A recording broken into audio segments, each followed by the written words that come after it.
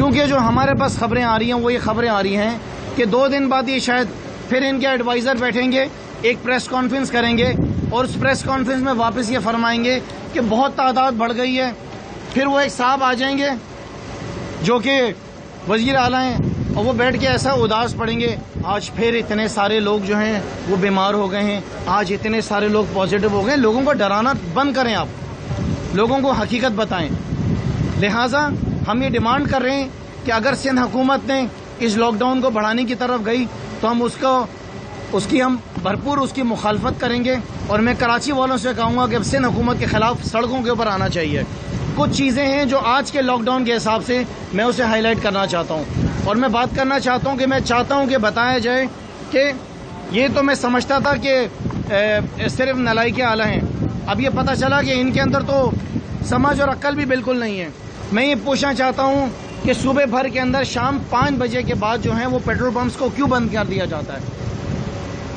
पूरा शहर परेशान है कि शाम 5 बजे के बाद वो कहीं पे जाए। सहाफ़ी हजरात आप जाते हैं कि आप लोगों को पेट्रोल मिलता है, पेट्रोल पंप के ऊपर 5 बजे के बाद कोरोना आ जाता है वज़ीर आला के हिसाब से, तो पेट्रोल पंप को बंद कर दिया जाता है। हमारी डिमांड है कि पेट्रोल पंप्स को जो है वो 24 घंटे खोला जाए।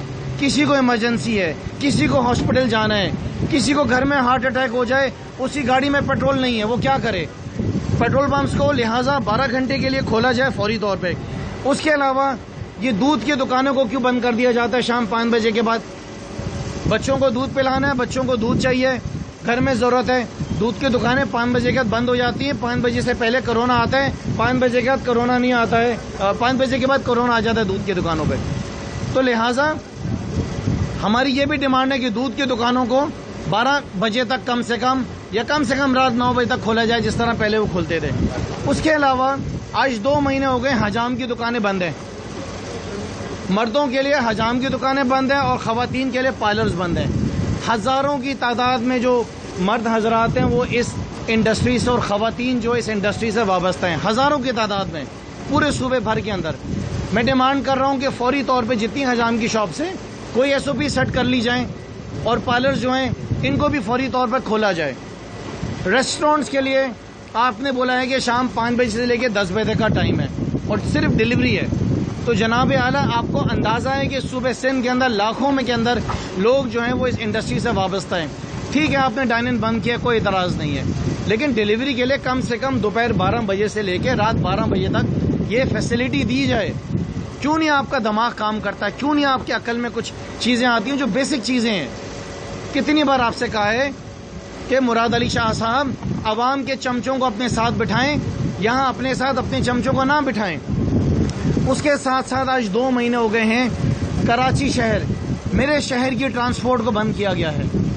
आपने कारोबार खोल दिया सुबह 9 से 5 बजे तक। मेरा आपसे सवाल है कि जो मजदूर तबका है वो किस तरीके से अपने रिस्क की खातिर अपने रोजगार तक पहुंचेगा? ट्रांसपोर्ट बंद है, डबल सवारी बंद है, किस तरीके से जाएं? किन वजूहात की बिना पे आपने डबल सवारी बंद किया, आप मुझे बताएं। आप ट्रांसपोर्ट क्यों नहीं खोलते? आप फौरी तौर पे जो है ट्रांसपोर्ट को फौरन खोलें। आपने जो SOP सेट करनी है वो SOP सेट करें। आप जो प्राइवेट ट्रांसपोर्ट है उसको आप खोलें, क्योंकि आपने अपनी तो ट्रांसपोर्ट बनाई नहीं है। 12 साल के अंदर आपने 10 बसें बनाई थी, वो 10 बसें भी आपकी बंद हो गई हैं। एक मिनिस्टर गया, दूसरा आया, दूसरा गया, तीसरा आया, तीनों दुनिया भर के झूठे, उन्होंने कुछ भी नहीं करा, सिर्फ यहाँ पर झूठ बोलते रहे।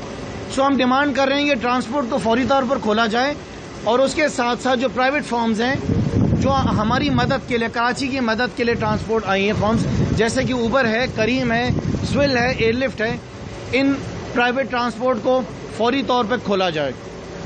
उसके साथ साथ डबल सवारी के बारे में जैसे मैंने बात की जाए, डबल सवारी बंद की गई है। इस शहर के अंदर ऐसा कौन सा निज़ाम है आपके पास जिसमें आवाम को वो सहूलत मुयसर हो, एक शख्स एक जगह से दूसरी जगह ट्रैवल कर सके? प्राइवेट ट्रांसपोर्ट भी बंद है, गवर्नमेंट ट्रांसपोर्ट जो बची बचाई वो भी बंद है, साथ में डबल सवारी भी बंद है। ये आपके डबल स्टैंडर्ड्स हैं। आपके कॉल और फेल के अंदर तजाद है कि अगर आपने दुकानें 5 बजे तक खुलाई हैं तो वहाँ पर मजदूर किस तरीके से पहुँचेगा? आपकी पॉलिसीज़ की बिना के ऊपर मुराद अली शाह साहब रोज़ाना की बुनियाद के ऊपर सुबह सिंध के अंदर लाखों लोग जो हैं वो बेरोज़गार हो रहे हैं।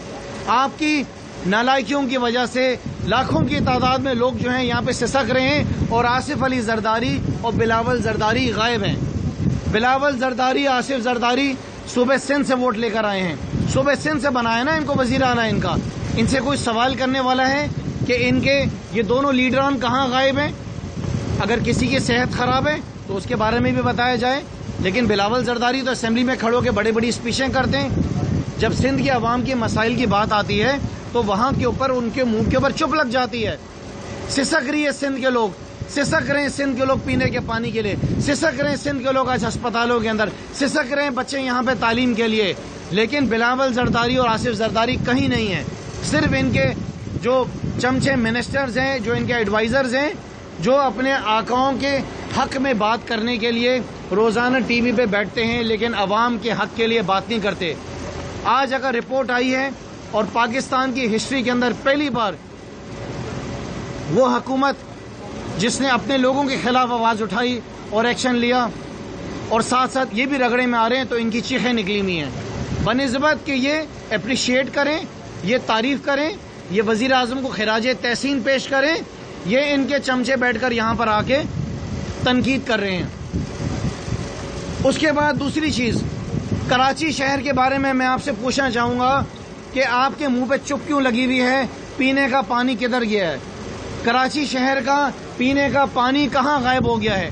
यहां पे बैठे हुए हैं हमारे एमएनए आलमगीर साहब। आलमगीर साहब ने रमजान के महीने में डिमांड करा कि आप तो कहते हैं कि बिजली में सब्सिडी दी जाए, आप तो कहते हैं गैस को माफ कर दिया जाए, लेकिन पानी तो आपके हाथ में है, आप क्यों नहीं आवाम को पानी फ्री कर देते हैं? तो इन्होंने क्या करा, इन्होंने कहा कि हमने पीटीआई की डिमांड के ऊपर बिल्स जो है वो माफ कर दिए। अरे भाई, नलकों के अंदर पानी आता किसके पास है? कराची शहर के अंदर पानी तो टैंकर के जरिए आते हैं। अंदाजन 100 से 150 इलीगल हाइड्रेंट्स हैं इस वक्त आफ्ताब साहब कराची के अंदर। 100 से 150 हलीम भाई इलीगल हाइड्रेंट्स हैं। वो हाइड्रेंट्स किसके हैं?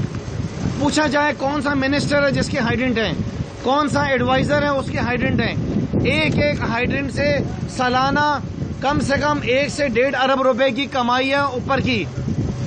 कराची वालों का पानी ये नलकों से लेकर बिल माफ करके टैंकर के जरिए पानी दे रहे हैं, चाहे डिस्ट्रिक्ट सेंट्रल हो, चाहे डिस्ट्रिक्ट वेस्ट हो, चाहे डिस्ट्रिक्ट साउथ हो, चाहे डिस्ट्रिक्ट ईस्ट हो। हर डिस्ट्रिक्ट के अंदर कराची के अंदर पीने का पानी जो है वो टैंकर के जरिए आता है।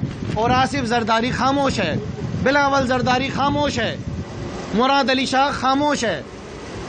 ये सिर्फ कराची से पैसा लेना चाहते हैं, ये कराची से सिर्फ टैक्स लेना चाहते हैं, ये सिर्फ कराची को निचोड़ना चाहते हैं और कराची को बंद करना चाहते हैं। ये कराची को सिर्फ लॉकडाउन करना जानते हैं, लेकिन कराची के लोगों को ये डिलीवर नहीं करना चाहते हैं। इनका कराची से कोई ताल्लुक ही नहीं है। हम डिमांड करते हैं कि जो आपने कराची के पानी के बिल्स माफ किए हैं, हमें बिल्स की माफी नहीं चाहिए। आप रखें अपने पास बिल, आपके जितने टैंकर जाते हैं उनको माफ किया जाए। इन टैंकर्स के बदले आप लोगों के नलकों के अंदर पानी पहुंचाएं।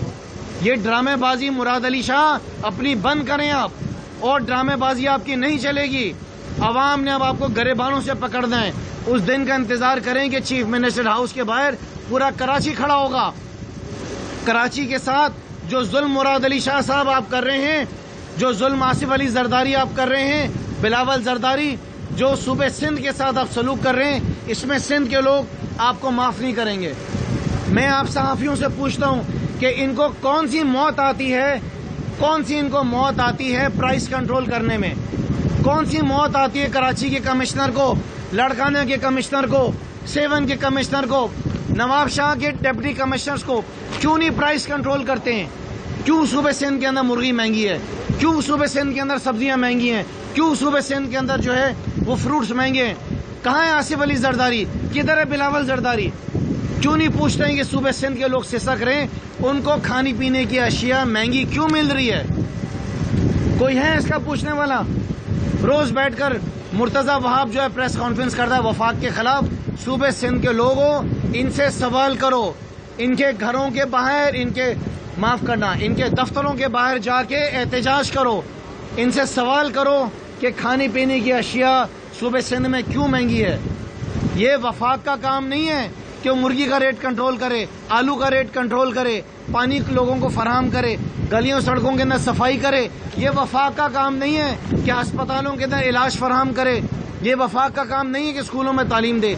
ये सारी जिम्मेदारी पाकिस्तान पीपल्स पार्टी की, आसिफ अली जरदारी की, बिलावल जरदारी की जिम्मेदारी है कि सिंध के लोगों को रिलीफ दें। अरबपति हो गए ये सब, अरबपति, खरबोंपति हो गए। इनके लीडरान खरबपति, इनके मिनिस्टर्स अरबपति, इनके एमपीएस करोड़ोंपति। हिसाब लगाया जाए, नैब पूरा ऑडिट करे कि 12 साल पहले जब पीपल्स पार्टी की हुकूमत आई थी, इनके लीडरान की कितनी दौलत थी, इनके मिनिस्टरों की कितनी जायदाद थी तलत भाई, इनके एमपीएस के पास कितना पैसा था चांद भाई, आज इनके पास कितना पैसा है। हम दिन रात सुबह शाम काम कर रहे हैं, 20 साल से कारोबार कर रहे हैं, हम तो वहीं के वहीं खड़े हुए। हमने तो कोई ऐसा नहीं किया। 6 साल हो गए मुझे एमपीए बने हुए, मेरी कौन सी जायदादें बढ़ गई हैं। इनकी कैसे डबल से ट्रिपल से गुना बढ़ते बढ़ते अरबपति हो गए। इसका हिसाब दिया जाए। उसके बाद मुझे ये बताया जाए कि जो एसेंशियल चीजें हैं उसकी दुकानें क्यों बंद हो जाती हैं शाम 5 बजे। कोरोना वायरस अगर सूबे सिंध के अंदर बढ़ाया है और उसका फैलाव हुआ है तो उसका जिम्मेदार सबसे ज्यादा मुराद अली शाह है, इस सूबे का वजीर आला, क्योंकि उनकी पॉलिसीज गलत हैं। उन्होंने टाइमिंग्स रखी, शाम के 5 बजे सब बंद कर दो। पूरे रमजान के अंदर जो हालात रहे हैं उसकी जिम्मेदार पाकिस्तान पीपल्स पार्टी की हुकूमत रही। अगर एसओपीज फॉलो नहीं हुए, वो क्यों नहीं फॉलो हुए। पहले रोजे से हम कह रहे थे कि मार्केटों को रात को 9-10 बजे तक खुला रखें। आपने नहीं खुला रखा। लोग निकले घरों से 12 बजे और शाम 6 बजे तक, 5 बजे तक लोग भागे। मार्केटों में रश हुई, मार्केटों में रश लगी और उसके बाद जो है ज़ाहिर कि वो इतना झमकटा लग गया। उसके जिम्मेदार आप हैं, उसकी जिम्मेदारी आपके ऊपर है, उसकी जिम्मेदारी आपके चमचों के ऊपर है जिन्होंने मुराद अली शाह साहब आपको अवाम की राय नहीं दी। आपने पॉपुलर डिसीजंस लिए। कैसे डिसीजंस लिए जाएं जिससे आपकी वाहवाह हो। आपकी वाहवाह तो शायद जरूर हुई होगी शुरू के 5-6 दिन। पूरा सुबह आपको, आज मैं आपको लफ्ज इस्तेमाल करना चाहता हूं जो पीपल्स पार्टी को जिस नाम से पुकार रहा है। पहली बार ऐसा हुआ है, मैं देख रहा हूं मेरी सियासत के 6 साल में, कि लोग हमें बोल रहे हैं कि कोई ऐसे इकदाम उठाओ कि इनसे जान छुड़ाई जाए। उठाएंगे, जरूर उठाएंगे। उसके बाद आइसोलेशन सेंटर्स के बारे में मैं बात करना चाहता हूं। आइसोलेशन सेंटर्स डिस्ट्रिक्ट वाइज क्यों नहीं है? क्यों शहर के अंदर डिस्ट्रिक्ट वाइज आइसोलेशन सेंटर्स आपने नहीं बनाए हैं? क्या आपको पता है कि कराची का सबसे बड़ा डिस्ट्रिक्ट, उसके डिस्ट्रिक्ट सेंट्रल के अंदर एक लैब भी नहीं है। मेरे कराची के डिस्ट्रिक्ट सेंट्रल के लोग लैब के लिए कहां पर जाएं? क्या आप जानते हैं कि पूरे डिस्ट्रिक्ट वेस्ट के अंदर एक बेड भी नहीं है कोविड का, एक लैब भी नहीं है डिस्ट्रिक्ट सेंट्रल में कोविड का। वो कहां पर जाए? आपका जो डेटा आता है वो हमें डिस्ट्रिक्ट वाइज क्यों नहीं मिलता है? हम आपसे डिमांड कर रहे हैं कि आपका जितना डेटा है वो हमें डिस्ट्रिक्ट वाइज दिया जाए। ये अल्लाह का बड़ा शुक्र है, अल्लाह का बड़ा करम है कि पाकिस्तान के अंदर इस वक्त जो कोविड है, जो कोरोना वायरस है, वो कैटेगरी सी है, जो कि कमजोर तरीन कोविड है, कमजोर तरीन वायरस है पूरी दुनिया के हिसाब से, जिसके अंदर लोग बीमार तो जरूर हो जाते हैं लेकिन उसके बचने का चांस बहुत ज्यादा है। लेकिन जिस तरीके से सिंध हुकूमत की प्लानिंग चल रही है, जिस तरीके से सिंध हुकूमत अपने आने वाले प्लान्स बना रही कि शहर को बंद करेंगे, जिस तरीके से शहरी इलाकों को प्लान बनाया जा रहा है कि जुम्मा और हफ्ते को भी बंद किया जाएगा, तो आप अवाम को और मुसीबत में डाल रहे हैं। आज पूरी दुनिया के सर्वेज हैं, आज यूएस में, आज यूरोप में, आज स्पेन जैसे मुल्क के अंदर, यूके जैसे मुल्क के अंदर ये बात की जा रही है कि lockdown is not the solution. Lockdown से पूरी दुनिया के अंदर नुकसानात हुए हैं। पूरी दुनिया लॉकडाउन से हट के बेहतरी की तरफ जा रही है और एसओपीज की तरफ जा रही है।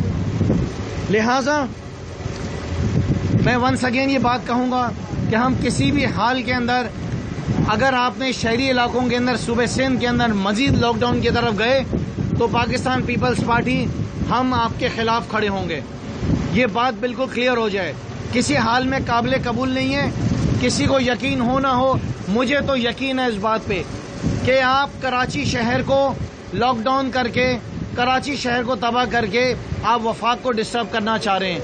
आप वफाक को कमजोर करना चाह रहे हैं लॉकडाउन करके। माशी सूरत हाल खराब करने में पीपल्स पार्टी आप अपना रोल प्ले कर रहे हैं, जो मैं समझता हूं, जिसकी वजह से मुल्क की सूरत हाल आपको लगता खराब होगी। लेकिन याद रखें कि इस वक्त मुल्क का वजीर आजम या मुल्क का सदर आसिफ अली जरदारी नहीं है, नवाज शरीफ नहीं है, इस वक्त मुल्क का वजीर आज़म इमरान खान है, इस वक्त मुल्क के सदर डॉक्टर आरिफ अलवी हैं।